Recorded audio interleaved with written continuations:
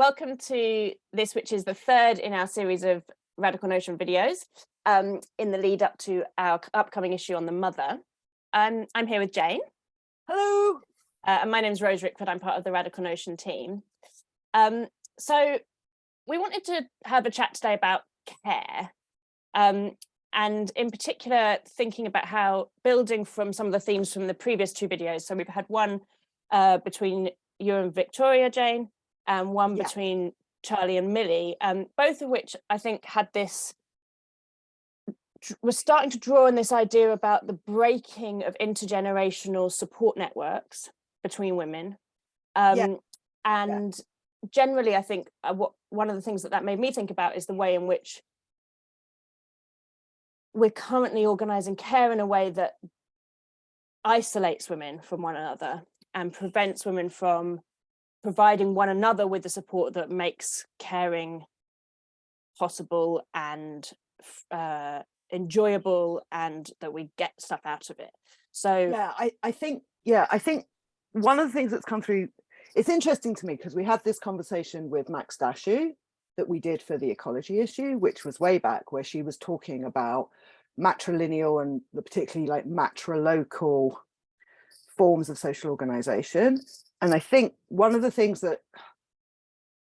I kind of understood, but I don't think actually comes through very clearly in the feminist tradition of thinking about, we talk about the family a lot, but we don't necessarily put it in this kind of anthropological way and kind of go, actually, we're talking about kinship structures, right? We're talking about how we socially organize these very basic material animal things like reproduction and food, and how food's distributed, and how basic life maintenance and care work is done, and that we didn't always do it like this. Like there's been a lot of conversations going on recently about the patriarchal family and abolishing the family and all of this kind of stuff. And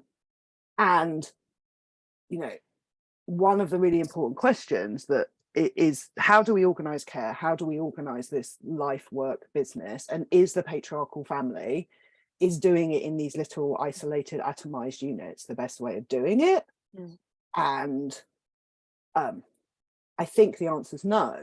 And I think, and the one of the things that's coming through really clearly in these conversations about mothering, particularly, which kind of we want to broaden out here, which is why you're here, because this is your area of expertise, is that doing it in these isolated units breaks the connections between women, the intergenerational connections between women, and also the horizontal connections between women, and isolates them in some sphere where they're controllable, subject to violence, like very dependent on a male person and their whims and needs and interests. And that is actually not the best way of organizing a system that supports women in the business of mothering, which needs a lot of support. So I'd always kind of understood that this intergenerational thing is important in terms of the breaking of knowledge between women, and that really is a very big deal in terms of feminism, right? Because you get this kind of breaking between the waves, and we always constantly feel like we're reinventing the wheel, and the next generation comes along and has none of that knowledge. The knowledge is not being transmitted from older women to younger women, right? And we see that with respect to feminist knowledge, right? But I think the conversation with Charlie and Millie was very interesting, because what they were saying is that knowledge that happens on all levels, right? It's not only feminist knowledge, it's knowledge about what being pregnant is like, it's knowledge about childbirth, it's knowledge about how you look after infants, it's knowledge about how you ask for the kind of support that you need. There's all kinds of, like, women are separated from each other, and they're separated from their bodies by being separated from each other, from their life cycle, because we're all dissolved into this patriarchal system. Anyway, so exactly. I mean, a lot of things. I think that breaking of links is actually not only, like you said, it's not only between generations, it's also horizontal. Right. So there's, I think that what you're talking about there is this breaking of links of knowledge, but I think what happens within the way in which care, and if we think about care, like that includes mothering, but also other forms of care like elder care, Right. Right. and also like things like providing emotional support to people, or providing company. We have a huge number of lonely people, for example. Right. So currently Right. the way that we organize the looking after of one another is in these very isolated units, right? Right. Which means that we're also breaking these like horizontal links between women, and also I think between people. Yeah.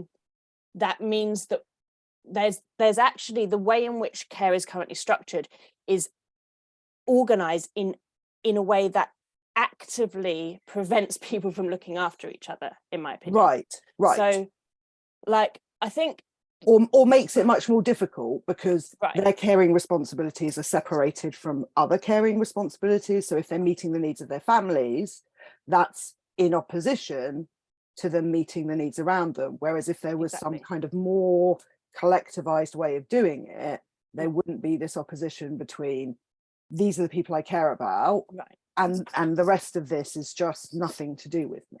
Right? exactly. Right. And I think, I think, some of us probably give ourselves a hard time about the way in which, about that. So like there's a lot of ways in which we might see people around us in our communities that we think need support, but we don't have the capacity, right? And that's because we are being organized into these.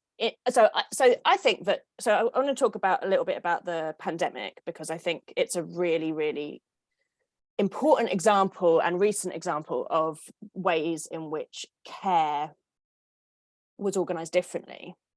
And so at the beginning of the pandemic here in Britain, and also in quite a lot of places around the world, there was this moment, I think, like when we went into lockdown, when there was some uncertainty about whether or not the standard established ways of meeting people's needs, basic needs like getting food to people, were going to be able to continue to work in the way that they had worked, which meant that there was this kind, and by which I mean, so for example, people being unable to go to shops, people, a lot of people having to be isolated at home, people not having any social support in some cases, and there was this period of time of a few weeks at the beginning of the first lockdown in England, certainly, and I think this is a broader phenomenon, where really the only way in which that crisis was being immediately dealt with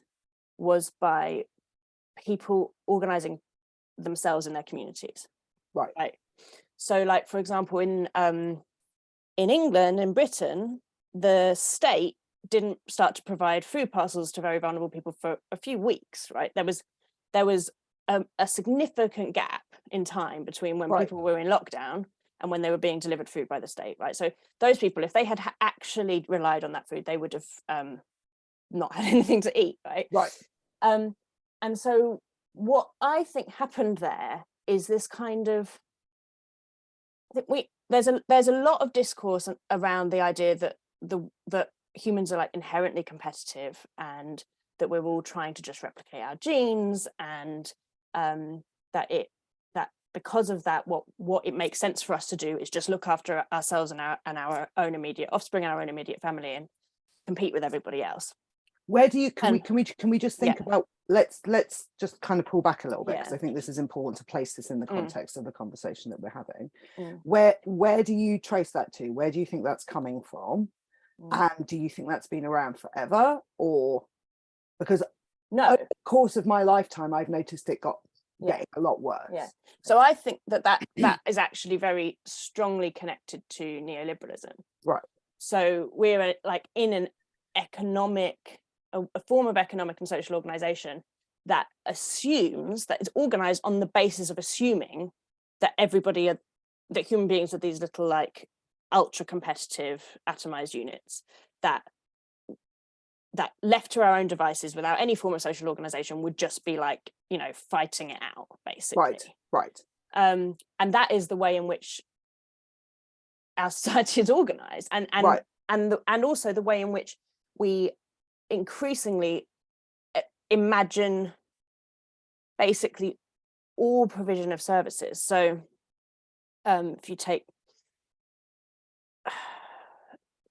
university education as an example, university education has become this thing that's like, rather than a kind of collective development of knowledge and ideas and sharing, has become this thing about like bettering the individual becoming the most competitive unit it can be.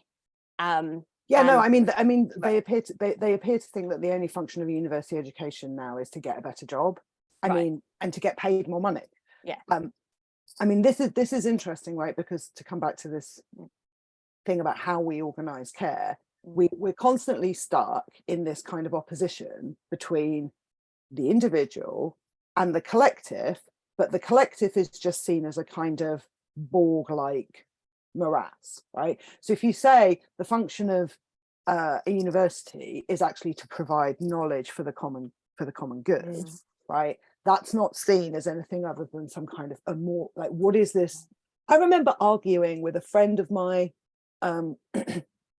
with the dad of a friend of mine at dinner when I was like 17 or something, and he was like going, well, why should I pay for universities and why should I pay for this? I don't use them, blah, blah, blah. You know, I was like, well, firstly, there's a ton of stuff that you do use anyway. Any individual business, right? You're using roads, you're using waste disposal, you're using water facilities, you're using regulation of the air. Like there's all like making sure the sea's clean. Like, you know, you don't want sewage being constantly dumped in the sea or whatever. Right. So we need some kind of way of organizing this. I mean, this has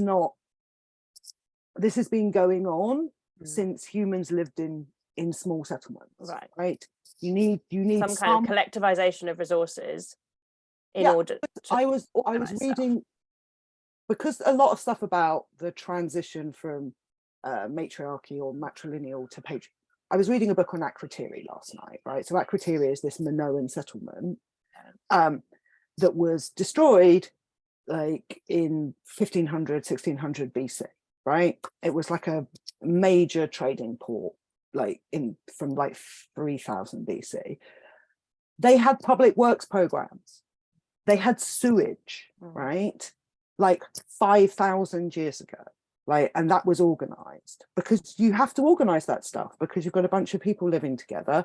You need to make sure the waste is taken away. You can't do that on a house by house basis, right? You need to make sure that there's clean water and blah, blah, blah, all of these things, like these basic life support structures, right? And that's what came through really clearly in the pandemic as well, right? Like, like essential workers. Oh, we need water, we need food, we need waste disposal. Like this work that maintains the structure of our lives, you know, has to be done collectively.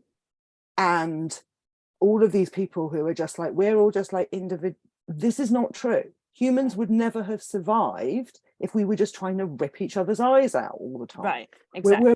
We're a bunch of weak little monkeys. Yes, right. Exactly. And I think, and I mean, and that's obviously self-evidently true. I mean, if we all tried to just, if every human being was trying to live without using anything that had ever been developed with or by anybody else, we wouldn't survive the day, right? Right. So, and also I think the thing is about, like, as an aside, the thing about human beings and our success as a species is fundamentally connected to that fact that we collaborate, right? Like that's why we have language. That's why we have language. Right. We're weak little monkeys. We would not have, each of us acting individually without any cooperation or communication with each other would not have like had the impact. We think we're some kind of like fucking apex predator. Yeah. Right. The only reason we're an apex predator is because we work in groups. Exactly. Right. Okay.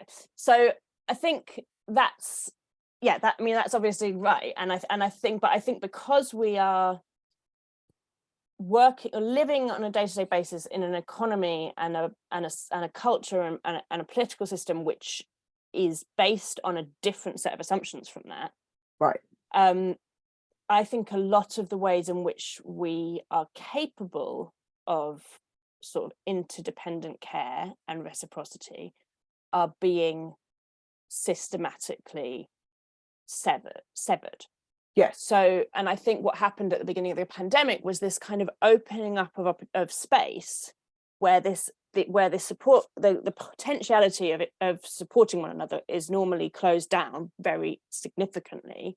I'm not talking about this conspiracy theory. I'm talking about that in terms of systematic, like the way in which the society is structured systematically prevents it, because we're all so busy having to go out to work, look after our own kids, and that it's all like this.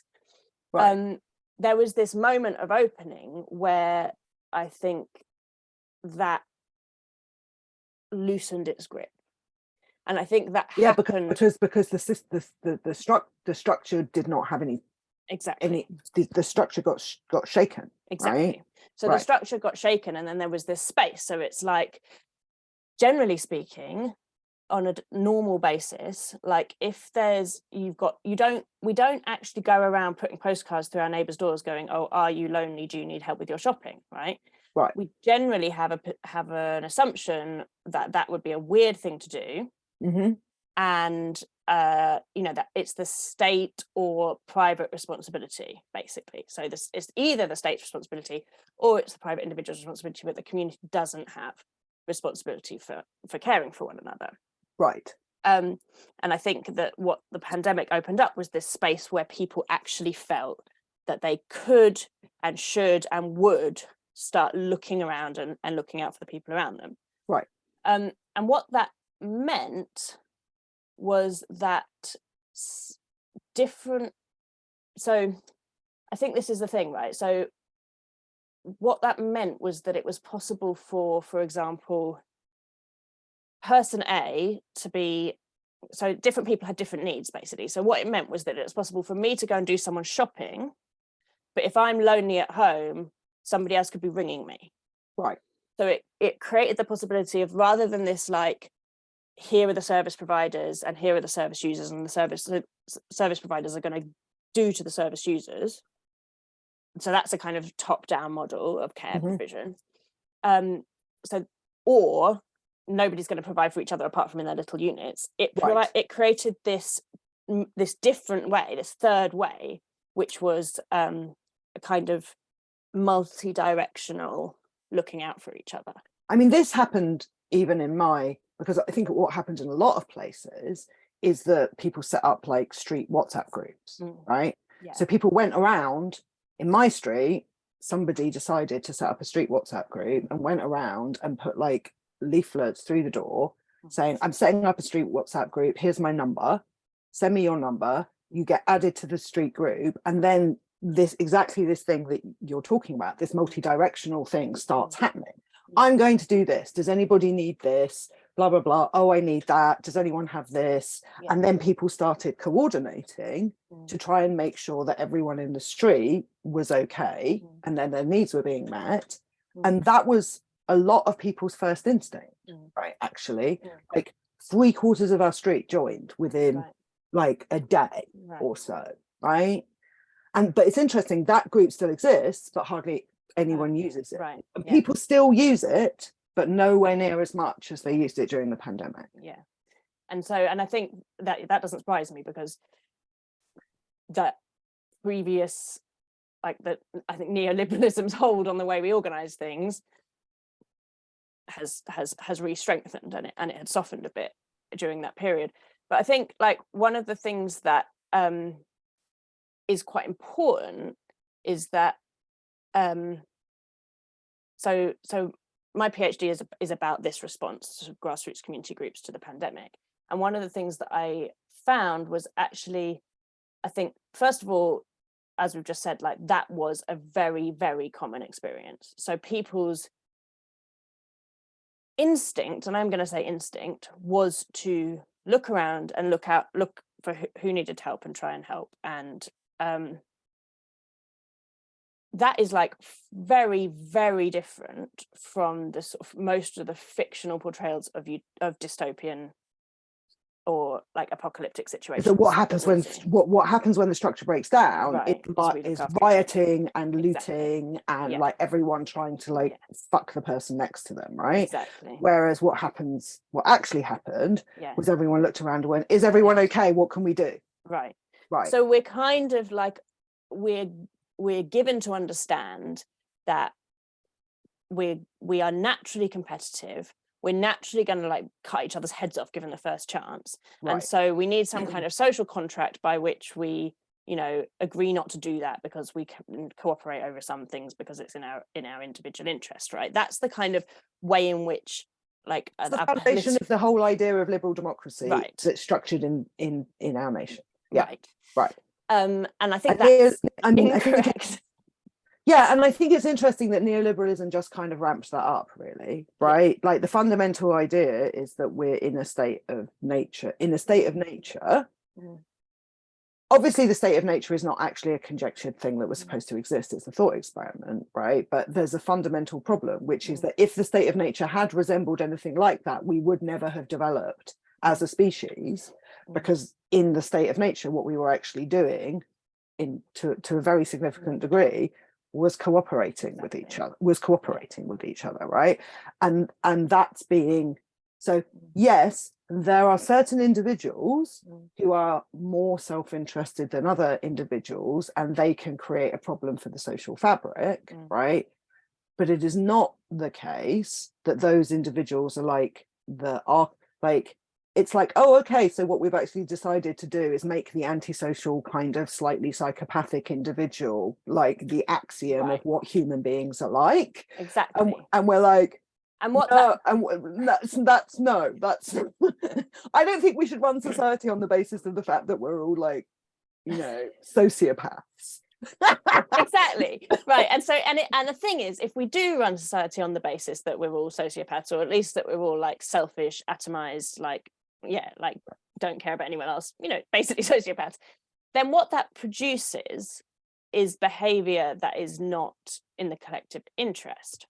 So like I said before, like even if we might be aware of our lonely neighbor down the street and occasionally think, oh, I hope that person's okay, because we are organizing everything on the basis of like this like idea that we're all these like atomized competitive little robots, it's A, weird to go and offer help to people because and B, we don't have time, because most of us are just about keeping our head above water with our own hair labor, right, combined with work.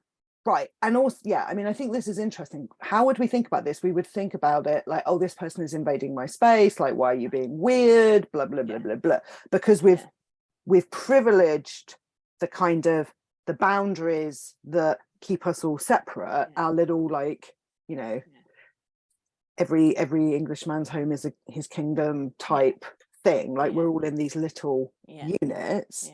And then we generally assume if anyone pushes against the edge of that unit, they're doing it because they're hostile. They want to harm us, right? So it's all kind of focused around keeping things out, right?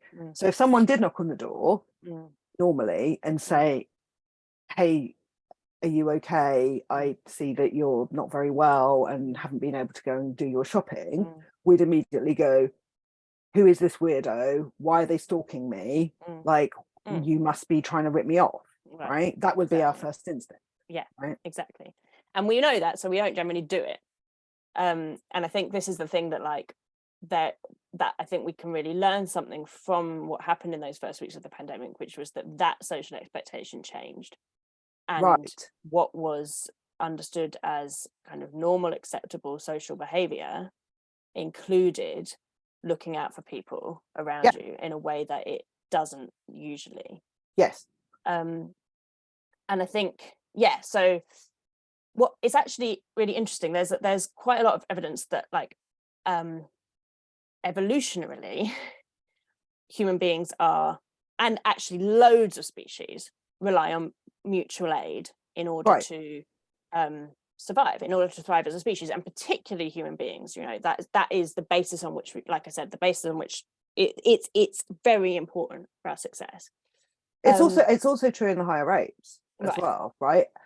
and ants and loads of species, yeah, actually. Loads and loads of species. And lions and I mean tons. There's various beetles. There's tons of species that are like the way that they organize their societies they organize into societies, or at least communities, right? It's very disturbing to me. I remember I was doing some like interview preparation with a student, and she came from a very privileged background or whatever, and I was doing like Oxbridge interview prep with her or something, and I came in, she was applying to do PPE, right? And she just sat down, and I can't remember how we started having this conversation, but we were talking about something to do with social organization, and she just like came out with this, well, human beings are fundamentally selfish, blah blah blah blah blah. And like, this person is applying to study politics at supposedly the best university in this country, or one of the best universities in this country, and it has never occurred to her to question the proposition that human beings are just fundamentally selfish, and that's why our society is organized the way that it is. Right. And I just was like, well, and this is really interesting, right? Because so some of this is ideology.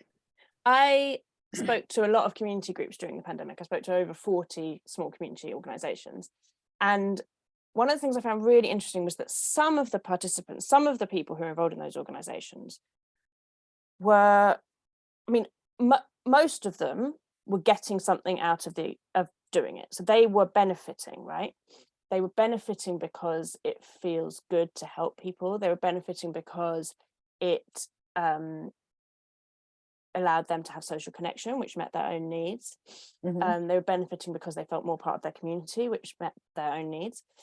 And for some people, because I think there's this idea that like we're either doing something out of because it's selfish, or like it has to be totally altruistic and not in our interest at all. That opposition doesn't make sense. There was some anxiety around like, am I doing this for the right reasons? Like, because I have to be completely self-sacrificing and not be getting anything. Right. No, it feels good to look after other humans. Right. It feels good to look after other humans. Right. And I think that kind of brings us back to the sort of the theme of the mother, really, which is, I think one of the things that I'm really interested in thinking about is how it does feel good to look after other humans, but it's also hard work. Right. It doesn't feel good to look after other humans when you are doing it in such a way that means that you end up depleted and you don't get your own needs met, and nobody's caring for you, and then you end up having to keep caring and caring and caring way past the point where you have completely depleted your own resources to do so. That doesn't feel good. Exactly. Right. And so I think that it's really important, like that from a feminist perspective, thinking about care, that I think that there's historically been a bit of a kind of push and pull between understanding care as labor, that like exploited labor, or understanding care as a natural love giving. Right. And may it be both, Rose? Right. Could it possibly be both? Exactly. And so I think the fact, and it obviously is both. It's obviously both. And the thing about what care is, I think that is really important about it, is that if a lot of care, and this isn't true of all caring relationships and encounters, but a lot of caring relationships and encounters are asymmetrical in terms of resource.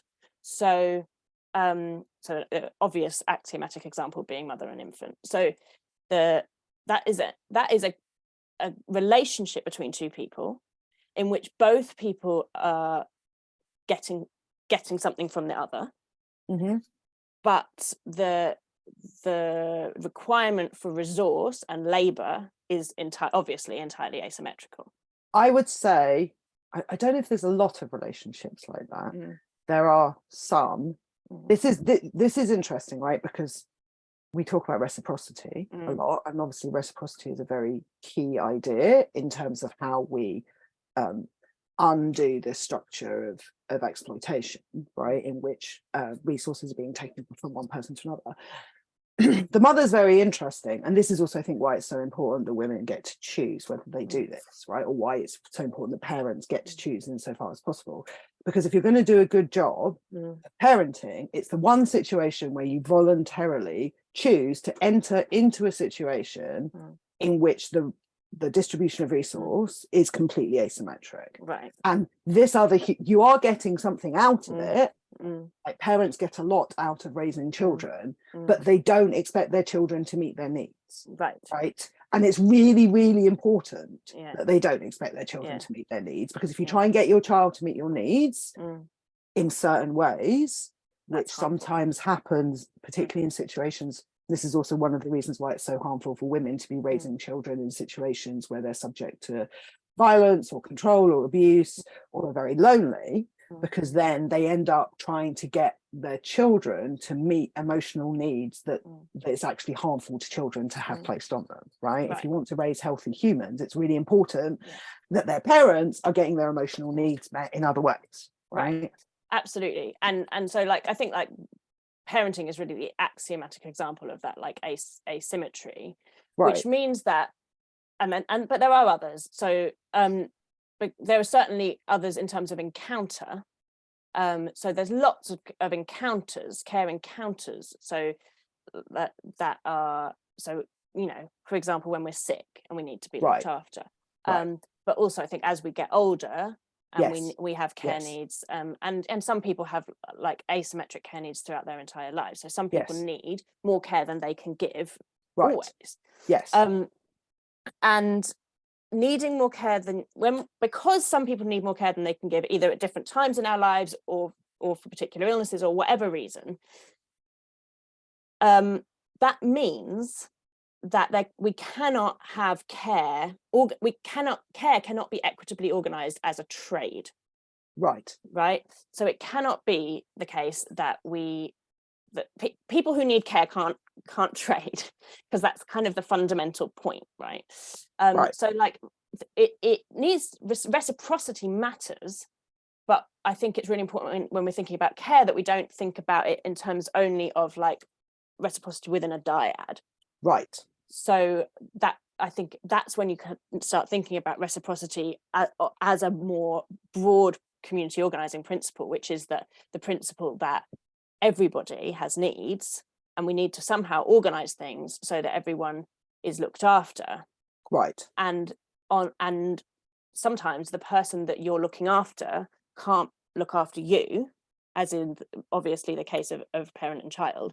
And that means that the patriarchal family unit cannot meet everyone's needs, because you've got a situation in which you've got parents and children. Quite a lot of the time it may be a lot of that labor being done by one woman, and nobody in that unit meeting her needs. And this kind of brings us back to this idea of this like horizontal breaking of support network, because actually in order to care for those children effectively, we need to make sure that those adults are getting their needs met, that woman is getting her needs met, right? And that requires other relationships. That requires a web.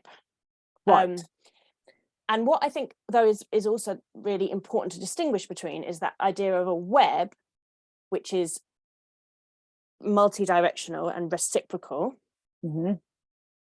That is very different from imagining care as something that gets done to people. So I think there is a tendency to like think about care as either it has to be done in private, in like basically self-sacrificial relationships of love in which women like don't have any needs and they just give themselves entirely to their children, and that's, you know, that's natural or whatever. Or it's the other option is, okay, so people who need care like children should be put in, you know, in large institutions where they're cared for by strangers who don't love them, and in a kind of atomized robotic way. So this brings us to this kind of thing that's going on with some of the thinking with the Louise Perry and the reactionary feminists and people like that, right? So there was this thing that happened on Twitter a while back where Perry went to the National Conservatism Conference and gave some speech about lying in, right? I mean, it's kind of interesting in terms of this, you know, they're kind of going, oh, you know, we're against progress. And I'm like, well, you know, none of us are that fond of progress in a lot of respects, right? That's not the argument. They're like, we need to go back to feudalism. We're like, well, we need to go back to like matrilocality, right? We would like to go back 5,000 years. Right. We agree feudalism was better than late capitalism. Yeah. Okay, how about matrolocality? So I think that's quite interesting. So obviously we're not going to be able to do that, but she was talking about lying in. Okay, so in theory, yes. As in women looking after other women after birth. Right, exactly. Right. So after birth, there would be a period where women were basically looked after and were allowed to basically stay with the child and recover from the childbirth process. Okay, that's a perfectly sensible idea. Right. I don't have the problem. That's not the issue. Right. What the issue was that afterwards on Twitter, a lot of people were like, okay, well, like this is, you know, assumed, okay, the state should provide this, the NHS should provide this, blah, blah, blah. Okay. Perry's response was, this just shows you what the problem is. Right? You're all assuming that this is the state's responsibility. It's not the state's responsibility. And then she said, incredibly, what should actually happen is one of your relatives should take 2 weeks annual leave and then book an Airbnb around the corner so that they can do that, right? And it really kind of dramatized the problem, right? Either it's this impersonal kind of, we're going to grow babies in pods and then we're going to raise them in these little plastic boxes and it's going to be cyborg, like Sophie Lewis dystopia land. Yeah. Or the burden is privately borne and has to be paid out of the pocket of each individual, and with no apparent awareness that most people do not have the resources to do that. So what you're basically suggesting is that upper middle class women should have other upper middle class women come and look after them and like screw everyone else. Exactly. Right. And I think that actually points to, so exactly that. And I think this is like what I wanted to say, to get to about the pandemic organising, is that actually, although there was a strong community response to the pandemic, it was actually very, very uneven. Right. So some communities had much more access to resources than other communities. Right. Which meant that they were more able, that some communities were more able to meet their own needs than others, right? And so that, what I think there is a tendency was that a class issue? I mean, how much was that a class issue and how much was that to do with other aspects of resource? So in my research, which is qualitative, so I can't kind of make any broad national generalizable claims, but there's a couple of things that particularly came out of my research. One was that so I interviewed community groups, so I didn't really interview anyone that wasn't involved in a community group. So already that's excluding a load of people potentially who are not in any community networks. But the community groups that I interviewed, I think 3 groups that were run by and for refugees, refugees actually, and one by and for migrants. And those groups, 2 of them in particular, lacked access to the material resources that they needed to provide the support that their members needed during that period. And these were groups that were actually extremely well established community mutual aid groups. So they had for many years already been doing things like supporting each other with translation, supporting each other with food provision, doing things like lying in. Right.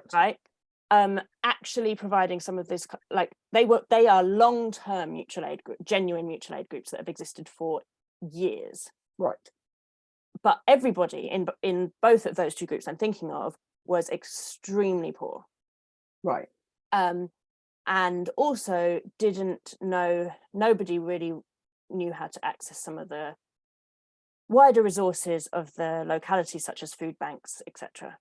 And so they were in a situation in which some of the kind of resource that was available to other people, so if I compare that to a group that, for example, launched itself in the pandemic and began cooking, that was run by people who ran a cafe and began cooking and delivering meals, right? And that group had access to local counsellors because they happened to know them. They had personal networks of people that included people who knew how to use Excel spreadsheets, knew how to set up a website, knew how to do a funding application, etc. and were able to mobilize a lot of resources really quickly. Right.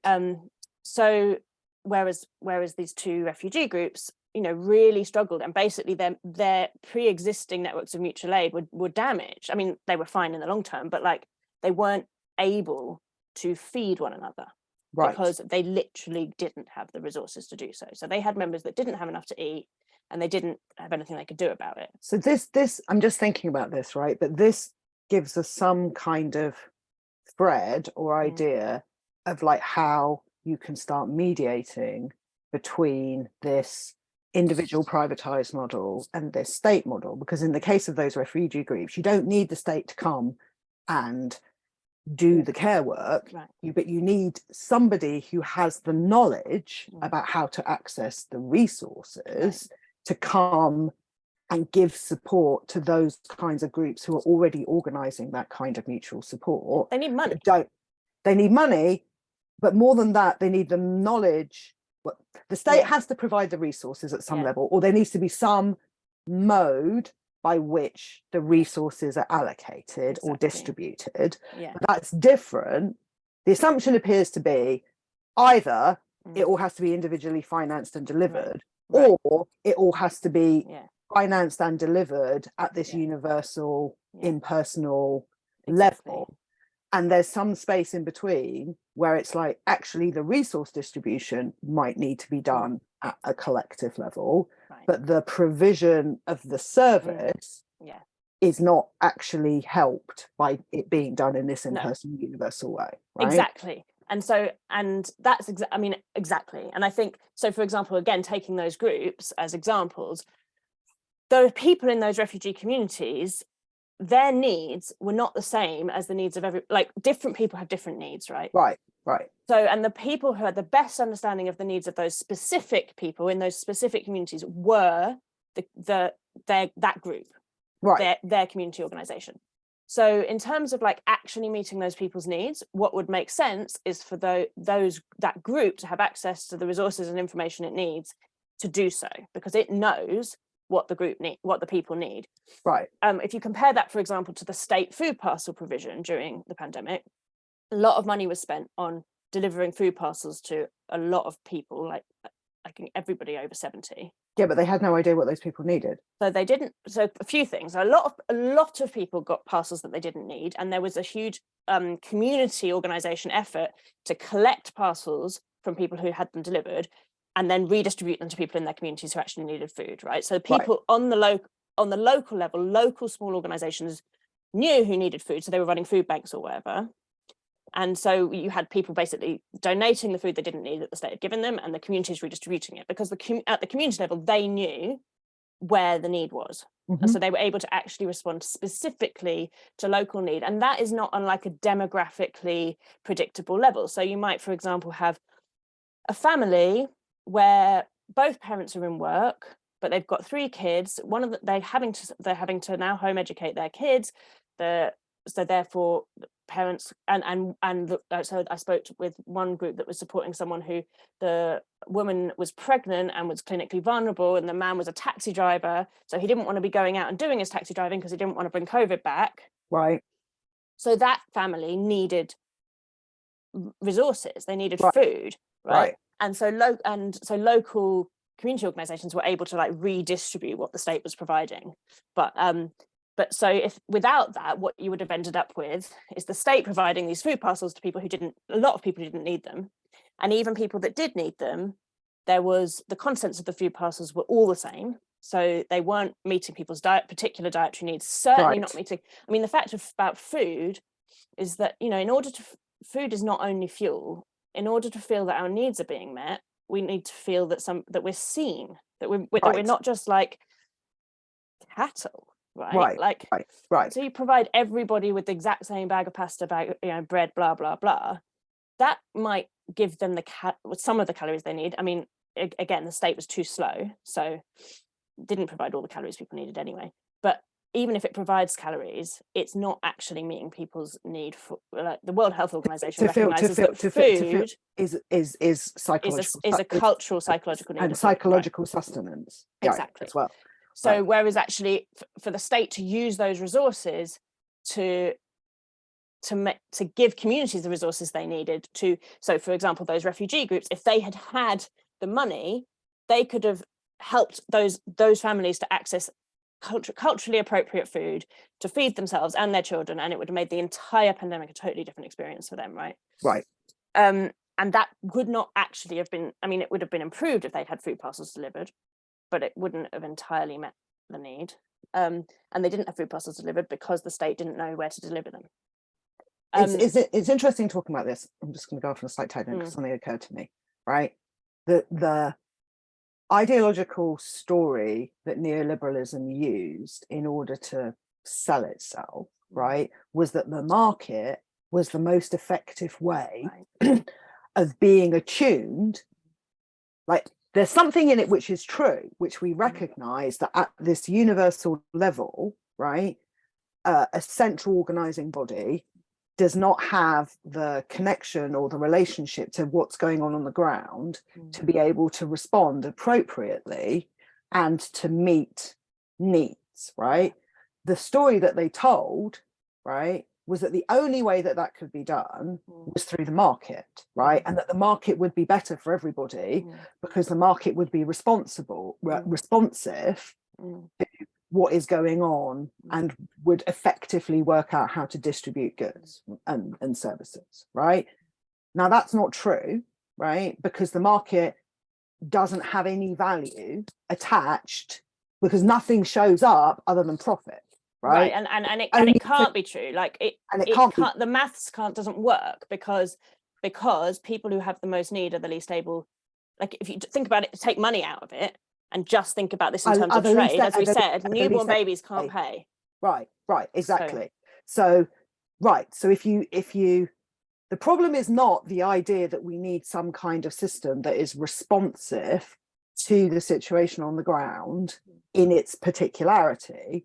The problem with that model is thinking that money and transaction are a proxy for being able to work out what needs are and how we should meet needs. Because actually, as you say, the people who have the most need very often have the least ability, and there's nothing in that.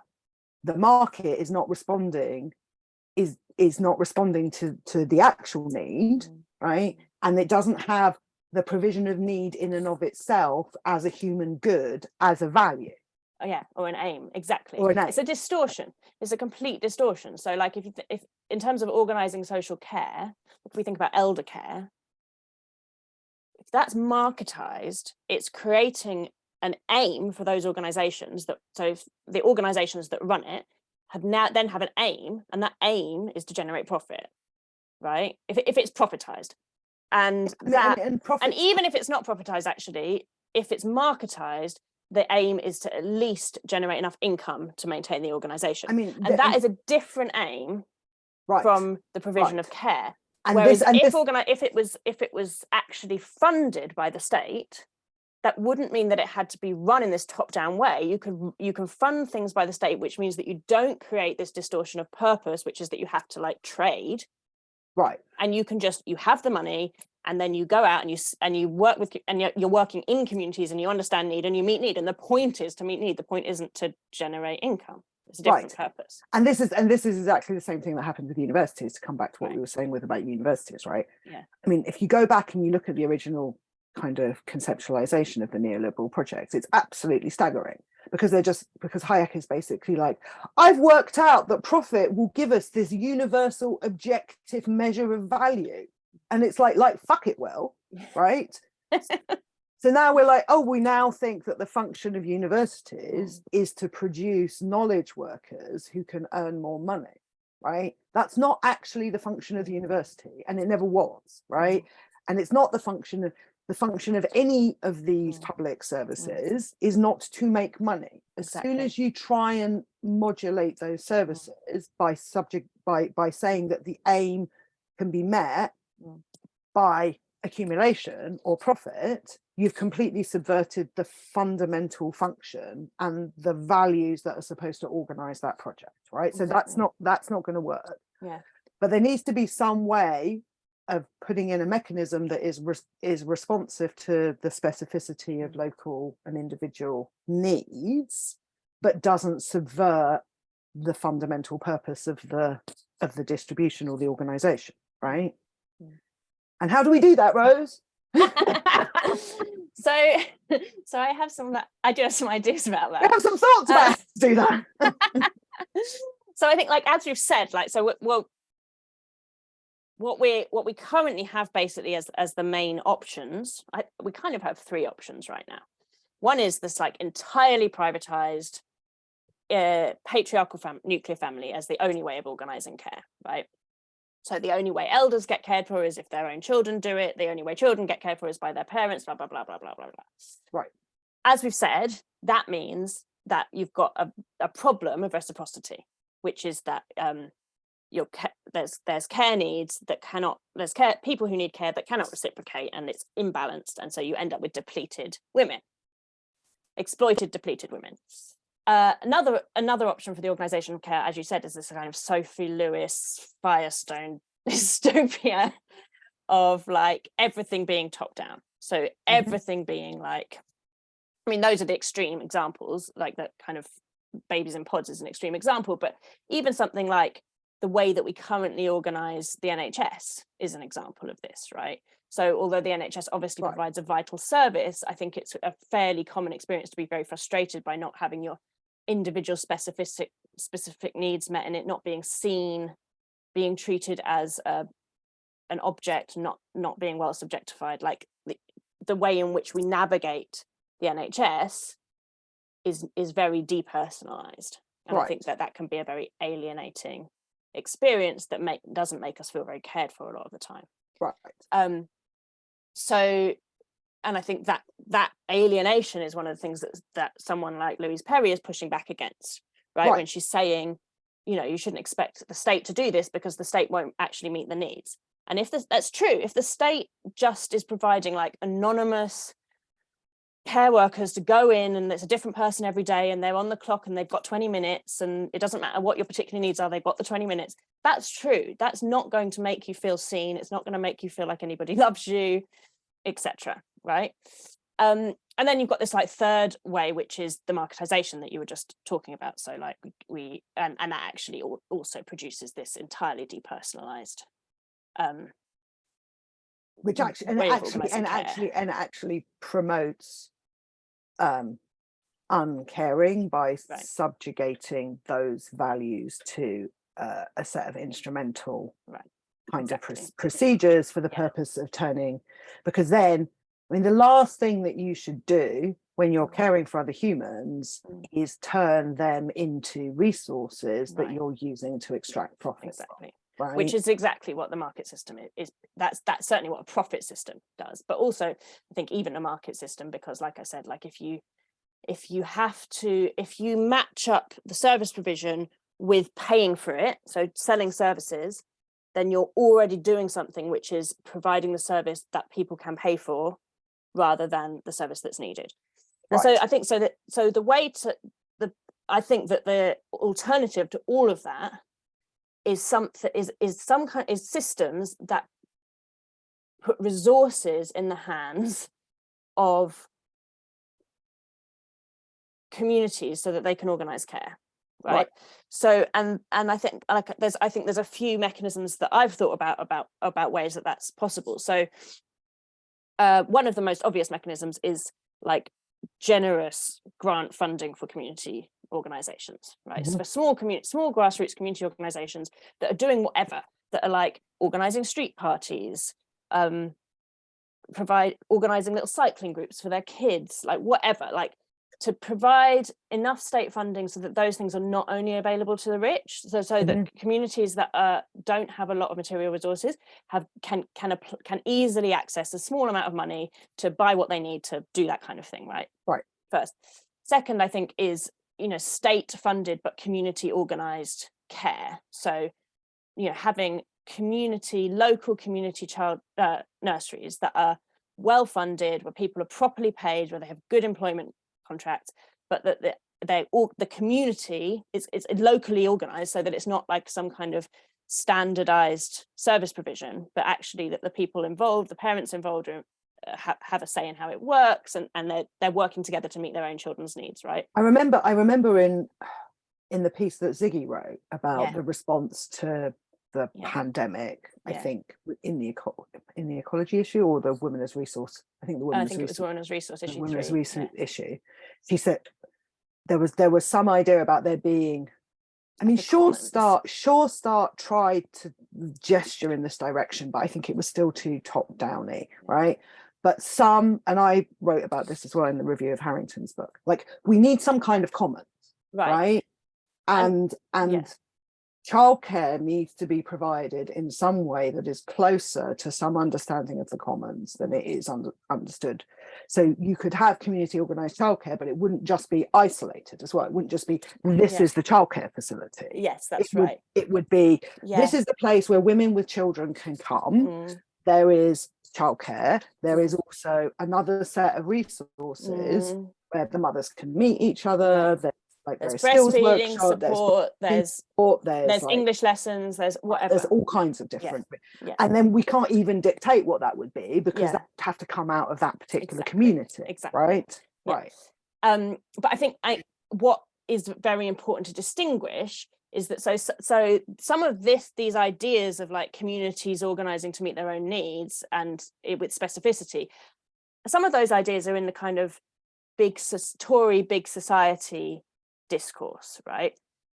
Yes, no money. Exactly. So actually that what one of the things that happened in the voluntary sector in the last sort of 15 years is that organizations that were previously community organizations started to be, so for example, community childcare, small community nurseries, preschools, started to be funded by the state, and then that funding has been eroded and eroded. So the per child funding is eroded and eroded and eroded, so that they then actually can't make ends meet, can't meet the needs of the children, can't meet their like legal obligations in terms of staffing levels, etc., etc.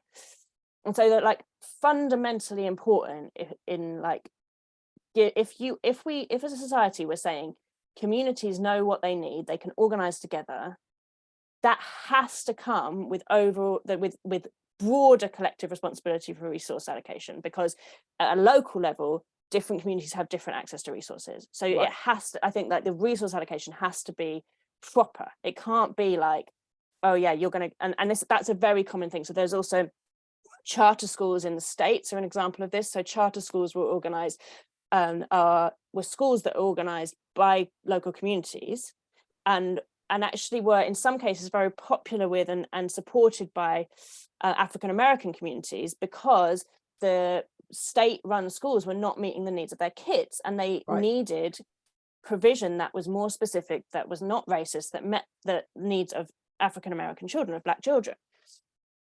But the charter schools, so that was supported, but actually what the policy of charter schools meant that those communities had to find private sponsorship, because the state funding was not adequate. So then it's a total distortion, and you're ending up with something that's actually privatization of education rather than community-led education. So this is a really important distinction, and I think like that this from a national state policy perspective, like point of view, it's the like provision of funding without, and the other thing is without loads and loads and loads of tick boxes about exactly how everything needs to be done. Because if you, at the moment, what we have is the state funding things like preschools with not enough money, but a huge amount of bureaucracy and rules. So you've got communities providing childcare, not able to do it in the way that they would like to do it, because they've got all this bureaucracy and rules being put down by the state who's giving them the funding, and not enough money. So like you need to like reverse that. So less rules, more money, right? Yeah, no, I mean, I remember when I was doing youth work, the YMCA, right? And I was supposed to be running a peer mentoring scheme that was supposed to help children from migrant families who didn't have knowledge to negotiate the system. I was supposed to be doing like putting them together with other children who had more knowledge so that they could do like a peer mentoring buddying up scheme, right? They provided almost no resources.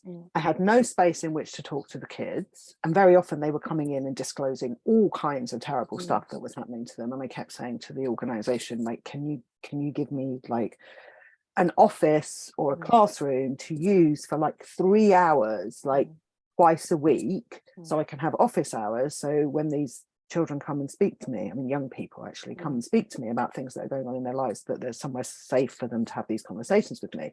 They were completely uninterested in doing that. And all I had to do, I spent about 80% of my time filling out forms. Right.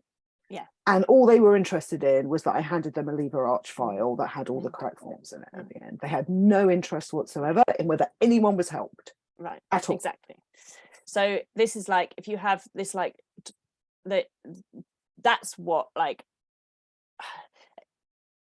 you need some, like, organizations need some frame of reference for what they're trying to do and what their aims are.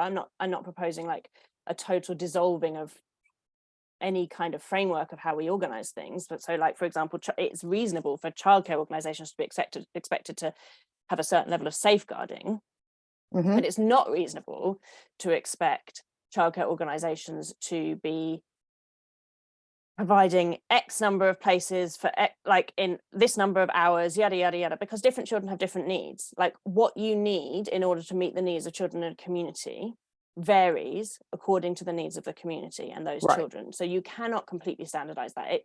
It different people have different needs, and it's the same with elder care. You can't say in order to meet everybody's needs they need 20 minutes. Right. No, that's not how need works. It's not, and provision of need care is not a single directional thing. It's not I go there for 20 minutes and I do this to you for 20 minutes and then you're fine. It's a relationship. And relationships are different from one another. And so things vary, and in order to actually meet need, it's really important that the state provides sufficient resource, but doesn't put this like so much restriction on how we do things that prevents us from actually responding to people's needs. Because the way in which to meet need is to respond to the need in front of you. It's not to read the manual or tick the boxes. It's to say, here's the person in front of me, this is what they need, so that's what I'm going to do. And if what we're trying to do is organize to meet people's needs, what we do has to respond to those needs, not respond to the rules. Right.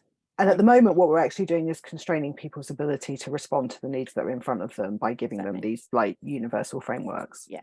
It's also the same thing that happens, like, you know, when you put waiting list limits or, you know, set targets in the NHS or whatever, you just distort the functioning of the system, because the system reorganizes itself to meet the targets and not to actually provide a response to the need that's in front of them. Right.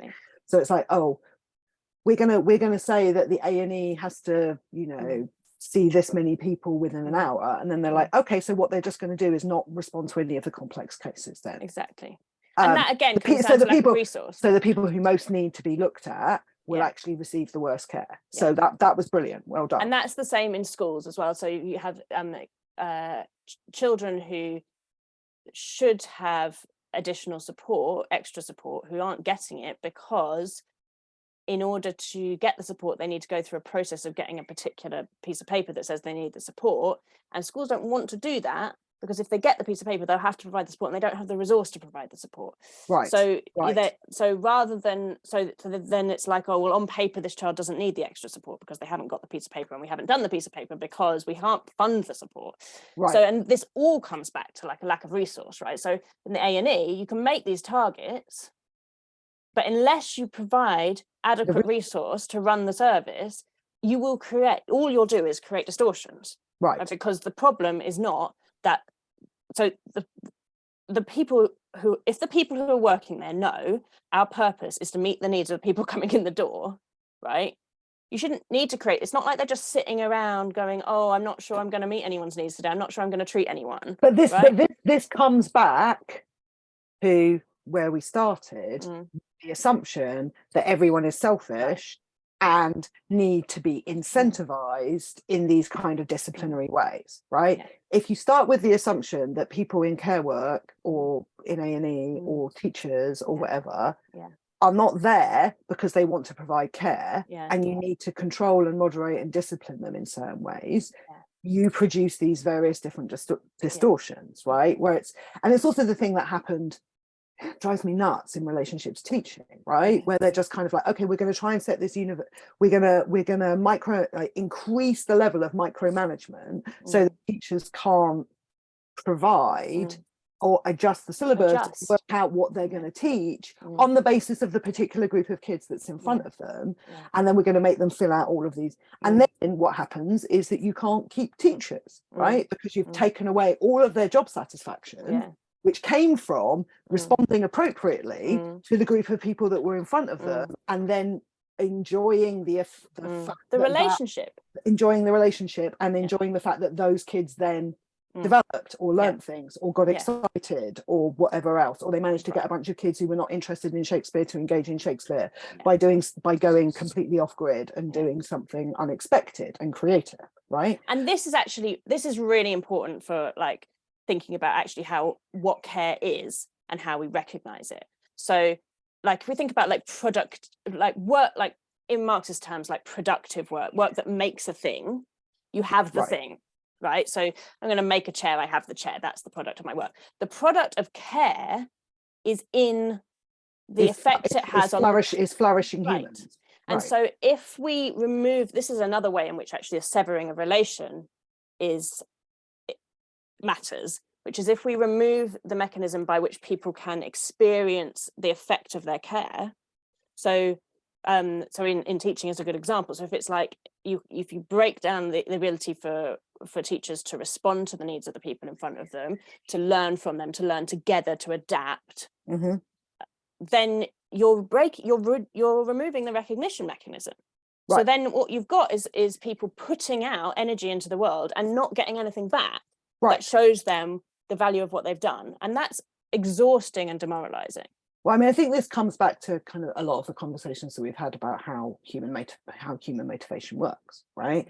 And human motivation works, yes, by having some ability to determine the ends that you're directed at, but particularly by going through this process where you get to kind of interactively change your behavior in response to what's happening, and then you get to see that actually works, right? Because we have this, if you break this feedback mechanism between the two, and again this comes back to reciprocity in a certain way, right? Even if you've got a mechanism that's asymmetric, right, in terms of resources, or in terms of whether the child, for example, is going to meet the mother's emotional needs, you still need this reciprocal like kind of feedback relationship where the individual providing the care has the freedom to adjust their behavior in response to the situation that they're in, right? That's the kind of computer says no problem, right? That's why everyone is going, why nobody likes that, right? Because you're like, I need an individual who can actually respond to my specific situation, not this. And people working in it don't like it because it stops them from doing the thing that they actually need and want to do, which is meet the need of the person in front of them. Right. So nobody wants to be the person saying computer says no, right? No. Like that's demoralizing. Right. And so like if we I mean, this is why it is absolutely fundamentally important that like in order to organize care well, it needs to be that the people doing the caring have sufficient autonomy and power to respond. Right. Yeah, and if they don't appropriately to what's in front of them. I mean, in terms of organizations, I've thought about that in two ways, which is, first of all, I think it's really important that, like, so if you think about, like, for example, a care organization that provides elder care, that the people, or a preschool, like anything like that, that the people actually doing the care are trusted. So they are people who the organization trusts to make good judgments. They're skillful, they're well paid, and they know and by skillful, I do not mean like necessarily like professionally qualified. I mean, right, you mean they have experience of making they have the requisite skills, right in this context, right. And so it is possible for the organization not to like hold on to them like this and like like try and put all these rules in place about how they respond to every single situation, because actually they have the skills to do so, so they can meet the need. And that so organizations need to allow their workers to do that, because that's how you actually meet people's needs, because that people's needs are different and they change, and B, that's how the work has recognition and value, and how we can feel ourselves valued in that work.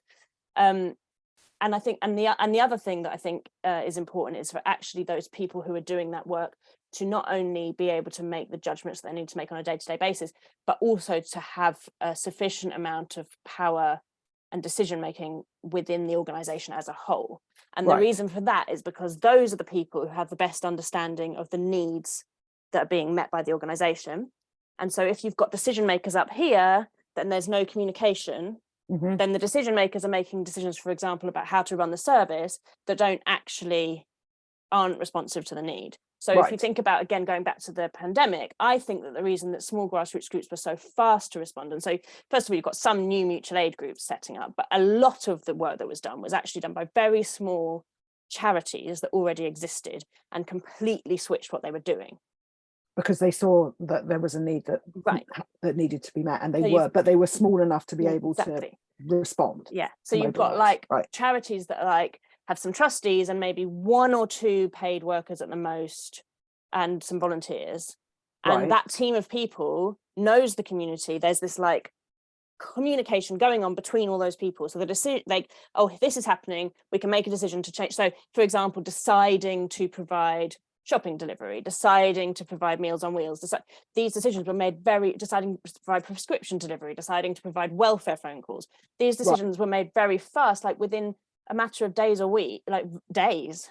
And that was possible because the people who knew the community, who were experiencing their need directly, were involved in the decision making. And so I think like that combination of like the frontline worker being able to make decisions in the moment about how to meet a particular need, but also those frontline workers having a role within the organization that allows them to direct what it's doing overall.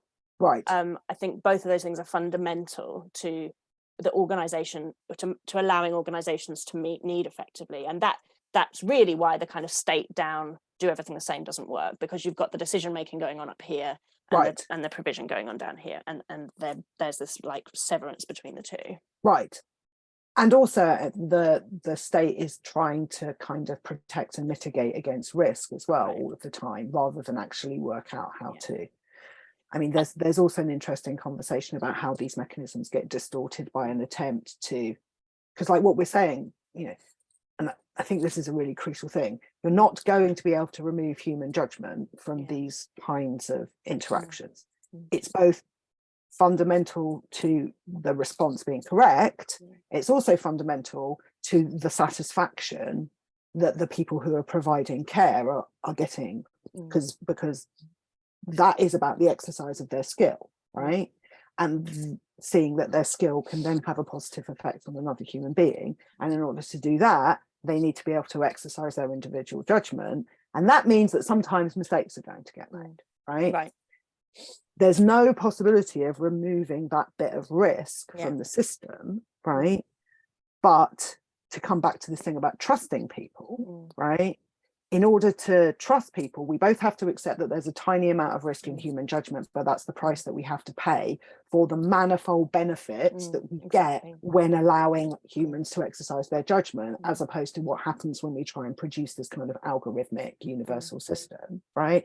And secondly, again, to come back to where we started, we have to trust that most humans engaged in that kind of work are motivated by the desire to provide good care, right? And that they don't need to be incentivized or disciplined. And if you're starting from a model in which your claim is all humans are fundamentally selfish, you're never going to be able to see your way through to how we organize this, because the fundamental assumption that you need is people derive satisfaction from providing care for other people. And most people working in caring professions, a large number of them are doing it because they think that providing care is a meaningful thing to do, right? You hear stories quite often about care workers provide, I mean, and again, this comes back to resource extraction and exploitation.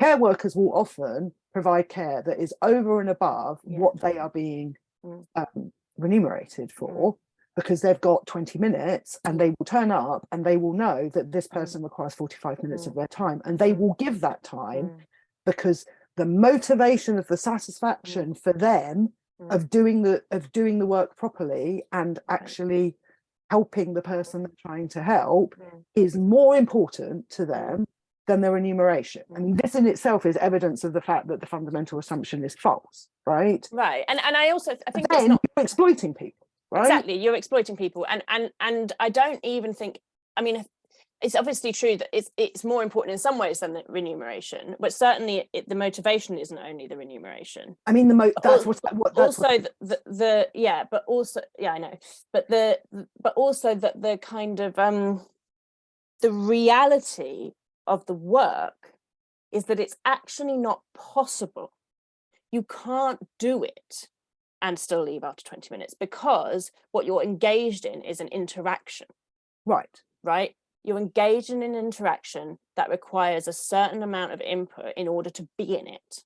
Right. And that means that it's not even the case. It's not like, oh, I'm going to do this amount of tasks and it's going to get to 20 minutes and then I'm going to decide to do some more tasks. Yeah, right. Or I'm going to make a decision to just do some more tasks because I care about this person or whatever. It's like, actually, literally, time, like clock time and care time, are not the same. Right. So like you cannot, it's like, to do caring is to respond to a circumstance, to a situation, and to relate to a person. And that cannot be measured in time. What's measured in is whether the person got their needs met, right? Well, it can't be measured in time, and it can't be measured in money, right? People need to be remunerated because under this set of conditions, because that is the only way that they are given something that then ensures that they are able to get their needs met, right? Exactly. I mean, to kind of slightly pull back from this, kind of getting towards the end of the conversation, that's kind of what's would be happening if we go back to a kind of matrilocal thing, or what Max Dashy would call like social motherhood, or some kind of network of system. What's happened is, because all of these things have been quantified and remunerated and turned into exchanges, right, then this person has to be paid for this amount of labor, because that money is the only way that we can ensure that that person then is able to get their other needs met, right? Whereas if you had some kind of communal system that was resourced properly in some way, but we would still have other mechanisms by which that extra 20 minutes that you were not paid for, that you spent, because strangely you can't give someone a bath and then just get up halfway through and go, bye now, that's the end. Exactly. That's my allocated 20 minutes. Sorry, you're still in the bath. Oops. Exactly. Right? Like, but there would also then be a network that ensures that that person's needs are being met, right? And then people are freer to be able to commit themselves more comfortably to the process that they need to engage in order to care for someone else, in the knowledge that there is a system that is actually going to ensure that they get their needs met too, and that they're not engaging in this, like, you know, self-sacrificial act, right? This whole idea that mothering has to be sacrifice, right? There's no reason in a social, like in something that resembles a social motherhood system, or something that we could try and imagine that would reproduce something of the network of a social motherhood system, why that has to be an act of self-sacrifice, right? In fact, what it is in those systems is a signal to the other members of the community that you need to be lifted up and supported, because you're providing this very important care work to an infant. Right. Exactly. Right. So yeah, that's how things should be.